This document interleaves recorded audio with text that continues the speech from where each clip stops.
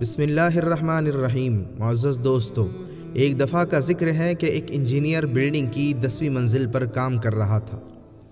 ایک مزدور بلڈنگ کے نیچے اپنے کام میں مصروف تھا۔ انجینئر کو مزدور سے کام تھا، بہت زیادہ اس کو آواز دی لیکن اس نے نہیں سنی۔ انجینئر نے جیب سے $10 کا نوٹ نکالا اور نیچے پھینکا تاکہ مزدور اوپر کی طرف متوجہ ہو جائے، لیکن مزدور نے نوٹ اٹھا کر جیب میں ڈالا اور اوپر دیکھے بغیر اپنے کام میں مصروف ہو گیا۔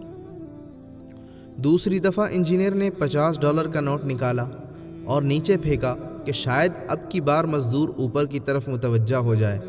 مزدور نے پھر سے اوپر دیکھے بغیر نوٹ جیب میں ڈال دیا۔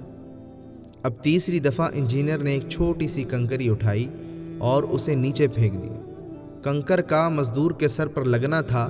اس نے فوراً اوپر کی طرف نگاہ کی۔ انجینئر نے اسے اپنے کام کے بارے میں بتایا۔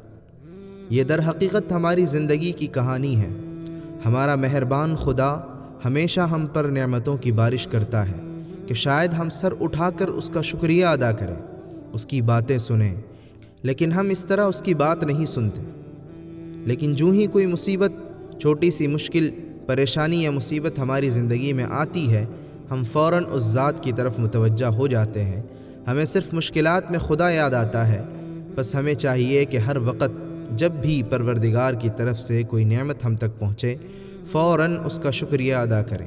شکریہ ادا کرنے اور خدا کی بات سننے کے لیے سر پر پتھر لگنے کی ضرورت نہیں ہونی چاہیے۔